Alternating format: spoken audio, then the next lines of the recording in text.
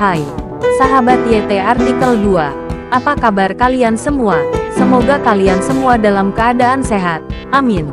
Sebelum melanjutkan ke ceritanya, jangan lupa tinggalkan like, komen, dan subscribe. Karena dengan like dan komentar kalian, yang semakin membuat admin semangat mengupload lanjutan ceritanya.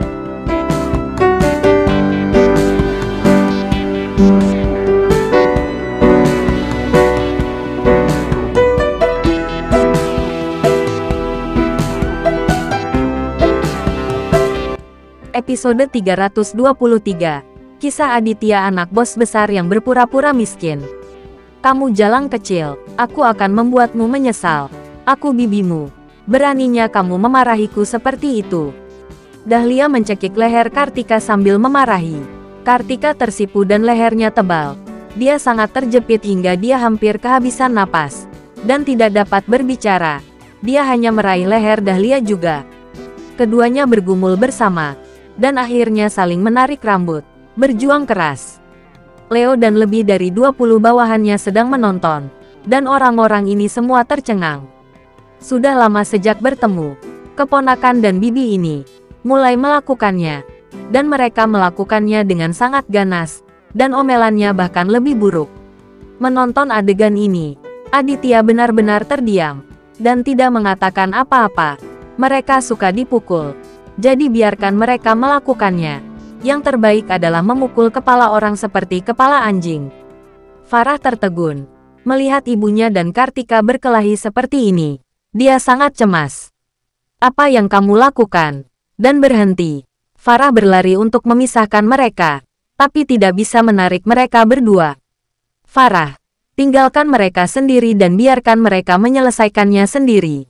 Kata Aditya di samping. Suamiku. Apa yang terjadi? Apakah mereka menyebabkan aku diculik? Farah kembali menatap Aditya dengan ekspresi bingung. Dia masih menebak sesuatu. Tentu saja Aditya tidak bisa membuat bingung. Jika tidak, Farah masih akan berpikir bahwa Dahlia dapat diandalkan. Jadi Aditya membawa Farah kembali.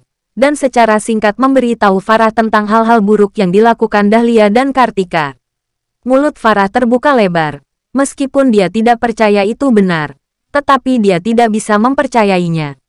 Saat ini, Farah merasa sangat marah. Ibunya sendiri benar-benar melakukan hal bodoh demi uang. Tentu saja, yang terburuk adalah Kartika. Dahlia mengira Kartika ini berpura-pura. Dia benar-benar menyewa seorang pembunuh untuk menculiknya. Ketika Farah mengetahui kebenarannya, dia menangis dengan sedih dan melemparkan dirinya ke pelukan Aditya. Saat ini, Aditya tidak tahu bagaimana menghibur Farah. Setelah beberapa saat, Farah lepas dari pelukan Aditya. Melihat ibunya dan Kartika masih berkelahi, wajah mereka tergores satu sama lain. Dan rambut mereka acak-acakan seperti hantu. Farah tidak bisa berkata apa-apa kepada mereka. Aditya, jangan biarkan mereka bertengkar lagi. Farah memandang Aditya dan berkata, baiklah. Aditya mengangguk. Dan hanya Farah yang bisa memaafkannya. Pisahkan mereka, Aditya berkata kepada Leo. Leo buru-buru memimpin orang ke sana dan memisahkan Dahlia dan Kartika. Dahlia masih marah. Dia menunjuk ke arah Kartika dan mengutuk, Kartika, kamu tunggu. Aku akan menelepon ibumu sebentar lagi dan memberitahunya apa yang telah kamu lakukan. Bah, kamu adalah komplotanku. Apa kamu masih punya muka untuk menuduhku? Kartika memberikan seteguk ketidakpuasan. Aditya benar-benar tidak sabar. Hal yang paling menyebalkan adalah kedua hal ini adalah kerabatnya. Satu ibu mertua. Dan yang lainnya adalah sepupu istri. Jika tidak, Aditya pasti menguliti mereka. Aditya berjalan mendekat dan menamparkan mereka satu persatu. Diam. Aditya berteriak keras. Aditya melotot. Menolak untuk tidak meledak. Dan menatap Aditya dengan getir. Tapi dia tidak mengatakan apa-apa. Kartika menutupi wajahnya yang panas. Dia marah. Tapi dia tidak peduli. Aditya, kamu bajingan. Kamu kecanduan memukulku. Bukan. Coba pukul aku lagi. Kartika menunjuk Aditya dan berteriak. Menghadapi permintaan Kartika, Aditya sama sekali tidak memperhatikan Kartika. Dan dia menamparkan Kartika 20 kali dalam sekejap mata. Kartika pusing dan jatuh ke tanah. Setelah beberapa detik, Kartika terbangun dan bangkit dari tanah. Melihat wajah Kartika lagi, dia sudah sangat gemuk, dengan darah menetes dari sudut mulutnya. Dia sangat malu. Kamu. Kartika menunjuk ke arah Aditya, tapi dia tidak berani memarahinya lagi. Dia juga tahu bahwa Aditya tidak akan memanjakannya. Aditya mengendalikan emosinya dan berhenti memukul Kartika. Bukan karena Aditya kehilangan kesabaran, tetapi Aditya memikirkan kakek Farah, Dirga.